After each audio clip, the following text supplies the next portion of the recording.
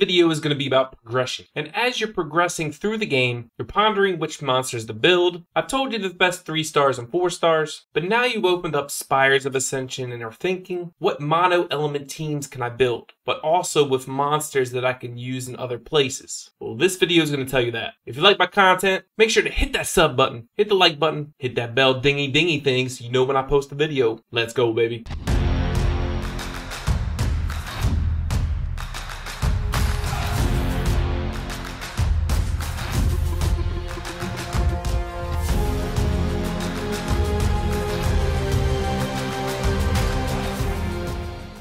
Real quick tip of the day. As you saw in my last video, I was able to pull on my first ever light and dark scroll, me Ying the Dark Panda. Now at the end of that video, I had no resources to level him up at all. If you're looking for Rainbow Mon, make sure to go to your guard journal and go to Area Dungeon. Now if you've been pushing the story like you should be, I told you that, in every single area of the map, area dungeons pop up. The farther you're in the story, the more you have. Each area dungeon has Rainbow Mons, and these dungeons are so easy. Like for example, the very first area on the map, Rudolin, it has 4 area dungeons, and each single one you can get Rainbow Mon from. You get 3 3 stars, 2 4 stars, and 2 5 stars. I was literally so behind on the area dungeons and I still have a bunch more to go, but I was able to evolve my Dark Panda already to level 70. You will be able to evolve quickly. Make sure to do this. Alright, for Spires, again, I'm only going to talk about fire, water, and wind because light and dark, it's really RNG random. You can't really pick and choose what you get. With all the summons you're getting, fire, water, or wind are much more easily obtained. I'm only going to talk about 3 stars and 4 stars because that's the free to play way. You can substitute a 5 star in there for a certain type of monster that you have, like abilities wise, or whatever the case may be. But we're just focusing on free to play 3 star and 4 star mono element teams. Before we start, we need to talk about what you need to bring to the team comp, right? This really depends on your summoner, but not technically, because really in mono element teams, you really just for the monsters, you want to bring like a frontline, you want to bring a support or a damage dealer or a healer. Some supports are actually healers too. Some frontlines are damage dealers. Some frontlines are even healers. But after looking through all the monsters, these are the best possible situations for best mono element teams and monsters that you can use in different areas. When I'm thinking about these teams, there's a lot to think about. You gotta think about a healer, you gotta think about debuffs, you gotta think about buffs, heal block, buff stripping, etc. So let's get started. Let's start with front lines. There's 2 frontline monsters that I'm thinking about, and one is Fire Garuda. Fire Garuda brings remove harmful effects and also brings Oblivion. Oblivion's pretty good because there might be some bosses in the Fire Spire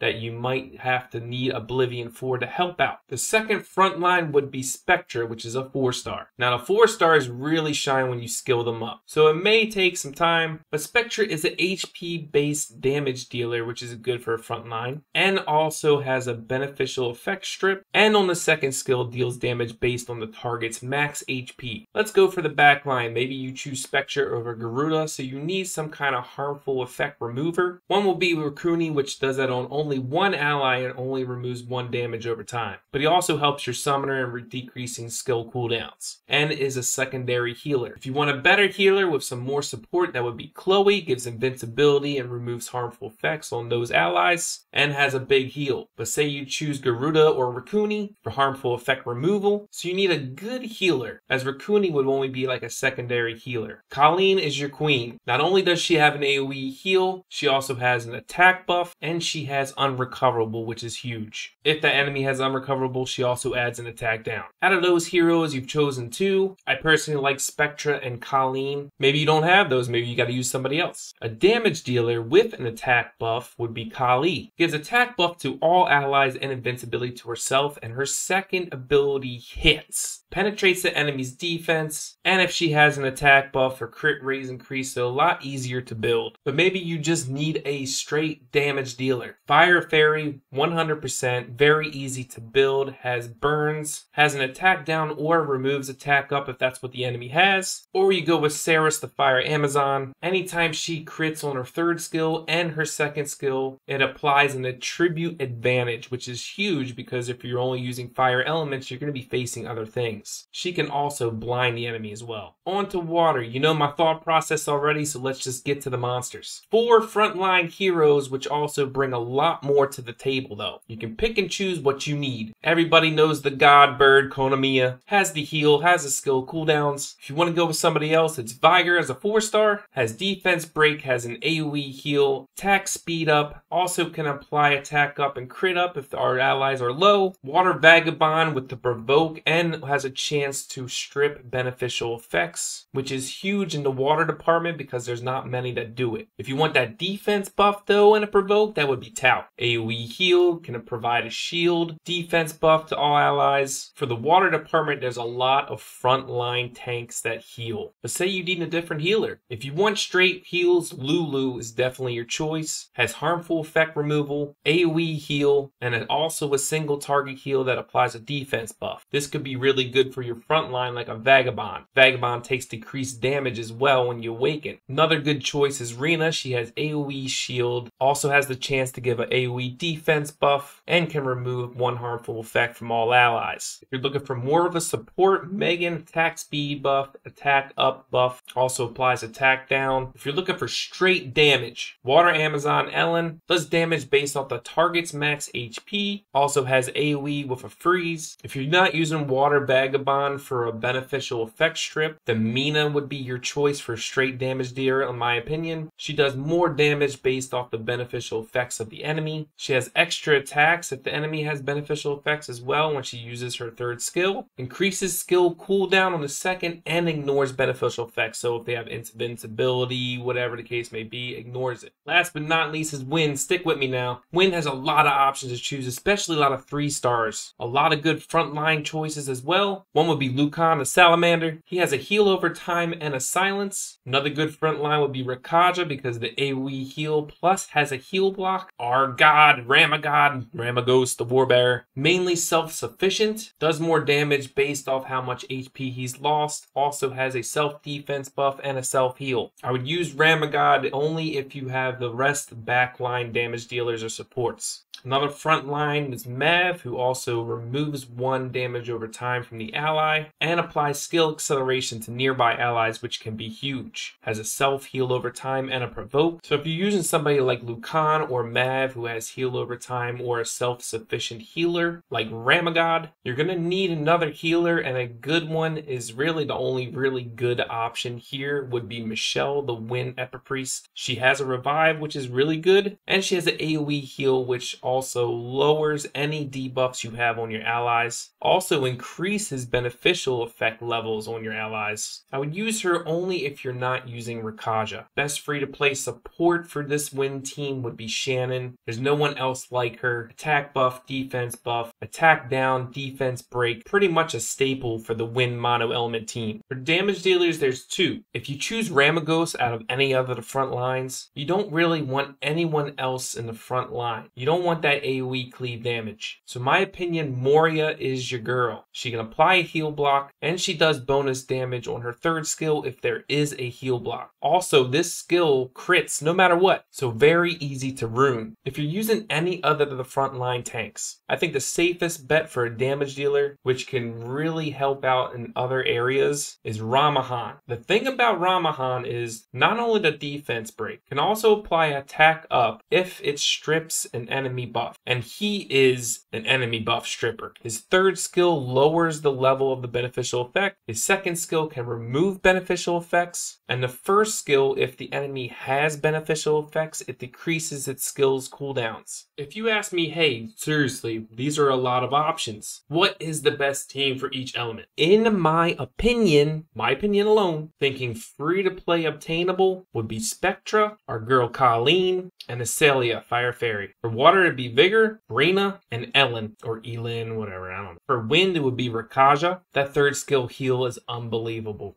You have no idea. Or maybe you have an idea because you built them. Shannon, 100%. And Moria, since you're using Rakaja, there's 2 heal blocks. That third skill is definitely going to do more bonus damage. Shannon with that attack buff, just making her nuke.